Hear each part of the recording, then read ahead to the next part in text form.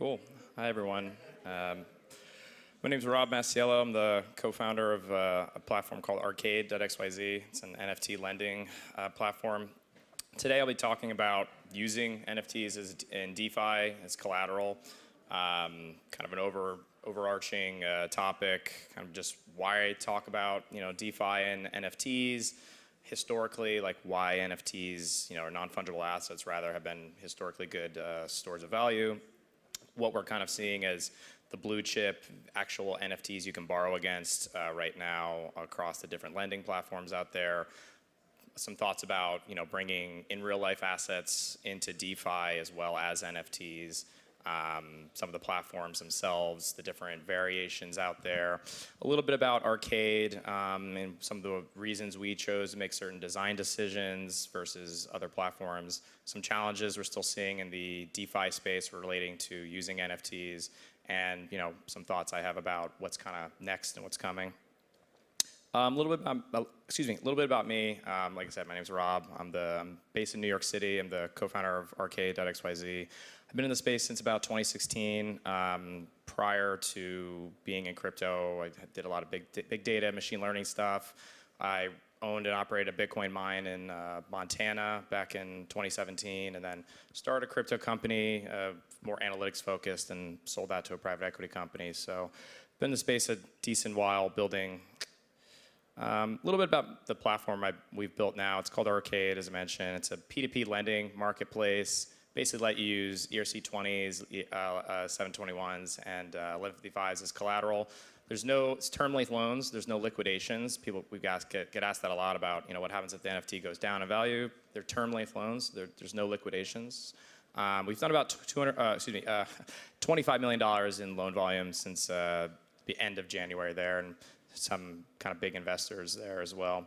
Our version 2 goes live next week, which we're pretty excited about, and I'll kind of share a little bit about what that enables for people that have high value NFTs looking to do something with them. But kind of first, why have NFTs as collateral? Obviously, people understand NFTs are worth a lot of money now, but why should this be actually used in a DeFi way? Some kind of quick facts we pulled out for our report we're putting out soon. The total number of NFT traders right now is still higher than at any point in 2021. So the state of NFTs as an asset class is still pretty strong, right? Transaction volume, even in the bear market, remains really high. It stands for about 3 weeks in all of 2021 as well. So again, NFTs really as an asset class, I think it's safe to say they're here, they're being used. It's still small, but it's growing, and we don't think that's gonna kind of go away at any time. Even we've seen people use Bored Apes, for instance, to take out loans and use that as down payments on houses. So there's real use cases here to actually use NFTs in a DeFi way.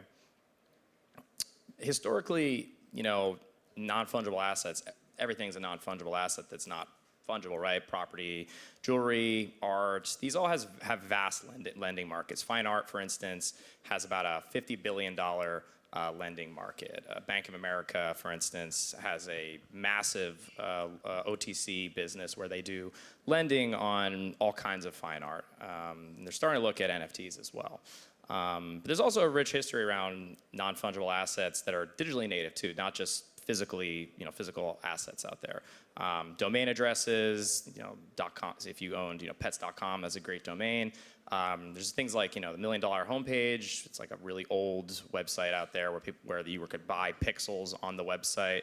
Had nothing to do with crypto. Super old. But even stuff that's were NFTs before they were on Ethereum, like rare Pepes on Bitcoin. Kind of the main issues there, though, have always been around centralization and the ability to authenticate these assets. So if you owned something that was non-fungible but digital, you didn't have really a great way to prove that you were the owner, other than some going through a centralized entity like ICANN, for instance, for an email for a domain address. So blockchain obviously solves this. That's great. Categorically speaking, NFTs as collateral. There's millions of NFTs, billions of market cap. There's only a few collections really that are worth anything, and actually can be used in a DeFi way, right? So no, you can't take out loans or do anything really interesting with NFTs that are only worth $500, $1,000, right? The transaction fees alone on Ethereum today just don't really make that possible. And also lenders, counterparties don't really want to touch anything that's not potentially going to be worth something, hold their value or be worth something even greater in the future. But right now, the total kind of blue chip NFT collateral market cap is around 2.6 to 3.5. It's kind of a big variation in delta there, mainly because of the way we kind of calibrate, how large the blue chip asset class right now for NFTs is, mainly look at the floor value, which I'll talk about a little bit and why that's not a great reference point. So there's some disparity in kind of the lower end to the top end. The collections that actually are blue chips, what we're seeing in the space right now, pretty much three main things. It's high-end art, the Fidenzas of the world, the autoglyphs. And that really makes sense. It's like they're like the closest analog to actual fine art, right? And also a lot of NFT artists that put out fine, this kind of these grails, if you would. They also give you prints as well. So it's a pretty close analog to actual real-world fine art. Digital land, again, closest analog to in real life property. Assumes people will have a shared space with finite resources, so digital land should have some actual long-term value associated with it. So people are taking out loans against that, those kind of assets as well. But the biggest one of all is PFPs, profile pictures, avatars, Bored Apes, CryptoPunks, Azukis, CloneX, all those kinds of NFTs. The newest category of these three, but the really makes the most sense why they have the most value. It's deeply tied to the sense of identity and online persona, or kind of a reflection of oneself. There's tremendous value in that. We spend hours and hours of our days on the internet, on Twitter, on Slack and Discord, and having a digital representation of yourself that is not an actual picture of yourself has tons of value. Also, many of the PFPs have been very beneficial to the owners.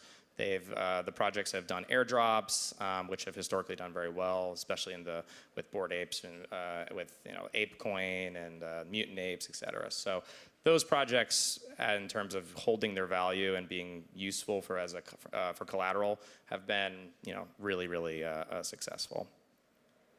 A little bit about in real life assets. So we're starting to see some early signs of tokenization. You can kind of see the picture on the side. I think many people, if you're familiar with NFTs, have heard about, they're trying, this guy in New York City who's trying to, put a token out there that, you can buy this property, right? This whole office building in Manhattan, which is probably kind of just a meme marketing stunt. There's some issues around that, right? But, the early tokenization stuff we've been seeing has been mostly around like luxury goods, stuff like Rolexes, watches, things like that.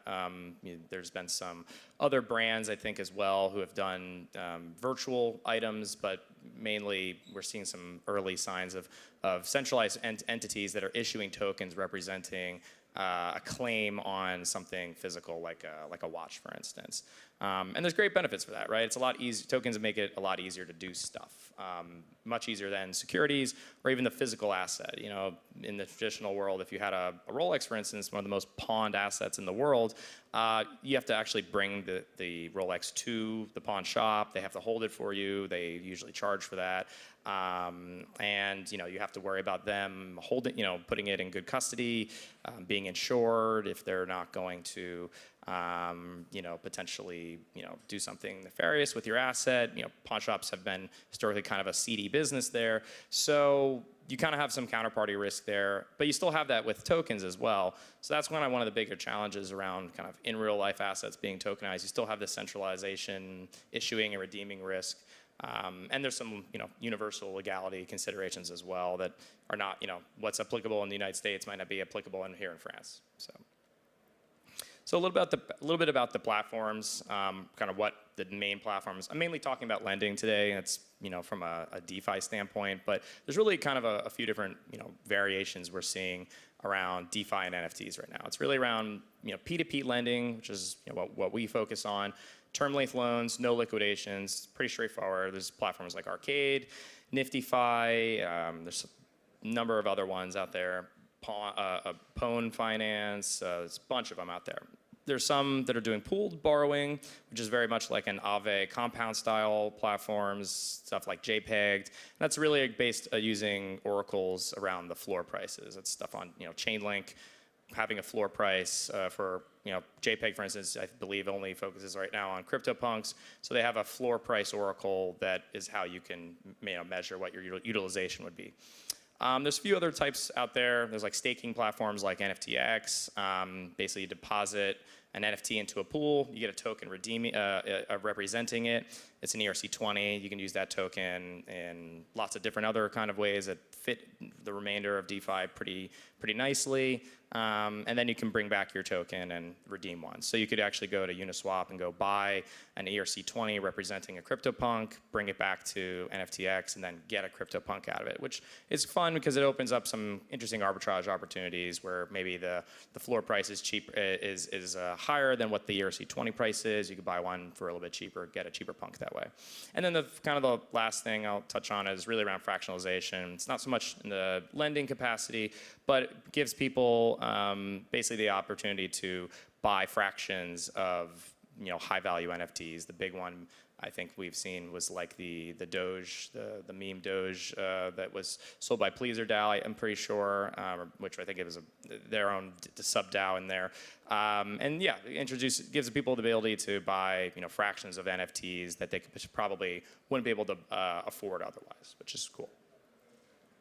So a little bit about why we're focused on P2P, why we think that's the right model right now for NFT-based lending. So as I kind of mentioned earlier, floor prices are not super great if you want to borrow against your asset at the most amount of value to it. For instance, if you have CryptoPunks, for instance, so the floor right now on them is about $130,000 US. The upper echelon of CryptoPunks is maybe in the tens of millions, 5 million. It's totally subjective, right? It's really hard to figure out. But if you have one of the higher end assets, you want to be able to take out the maximum amount of loan to value against your asset there. You don't want to be stuck, being able to only borrow against the floor. So the oracles out there right now they're all pretty much against the floors. And that's just not going to provide you a great experience if you're a borrower to be able to take out, as much value as you possibly can. And just floors are just kind of not a great way to appraise assets. You wouldn't get, if you had a house, you wouldn't want your house appraised against the cheapest house in your neighborhood. That's just, you wouldn't want that. So we think that, at least right now, given kind of where the infrastructure is at, the best use case for borrowers is to be able to have non-recourse loans, gives them the highest potential LTVs because they work directly with the counterparty on the other side, the lender, to negotiate the best terms for themselves. So kind of my CryptoPunk example there, if a $3 million punk against the current floor, that's like a max LTV of like 4%. That's not great. What we see on Arcade right now is that max LTVs generally just kind of ballparking where we think the assets are probably worth upwards of about 70% or so. And for us, our version 2 is introducing a kind of pool-like feature from a liquidity standpoint, offering collection-wide loans offers. So very similar to how OpenSea, you can go OpenSea now and you can make an offer against the entire collection. You can say, hey, I'm willing to make, I'll buy any NFT in this collection for 5 ETH, right? And now that's an offer that goes to anyone who owns the NFT in that collection. We're introducing something very similar just with loans. So if you want to say, hey, I'll lend $100,000 against any CryptoPunk out there, here's my terms, and then people can come to the platform. If they own that asset, they see it as kind of resting liquidity. So it's similar in the kind of pool-like capacity there. This is a little sneak peek of our V2 user interface there. It's kind of has a bunch of new features. I'm not here to shill that though. Yeah, as I kind of mentioned around some of the challenges around DeFi and NFTs there. Yeah, there's not great consensus on pricing. Oracles can TWAP against floor prices on the markets. Floor prices can be easily manipulated. So that's some challenges there. The universe of kind of lendable collateral is right now fairly small. There's only kind of a number of blue chip assets out there. So the market cap can keep going up as Ethereum goes up and for other, other reasons, but the actual number of assets to be able to borrow against, doesn't always increase, right? We need more collections to, achieve this kind of grail status, if you will. So as I mentioned, yeah, super early for NFTs and DeFi. Just greater awareness needs to be. We need greater awareness. We need some consensus from an industry standpoint around pricing. Some sort of maybe consortium that's going to aggregate lots of different Oracle prices. Greater interoperability across different lending protocols out there. Liquidity is still fairly shallow. And connectivity amongst most of the NFT lending protocols and the greater DeFi protocols is super low.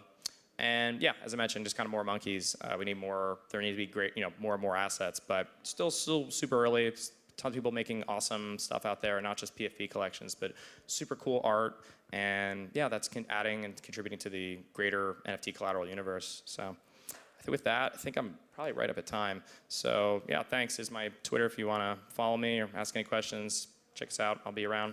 Thanks.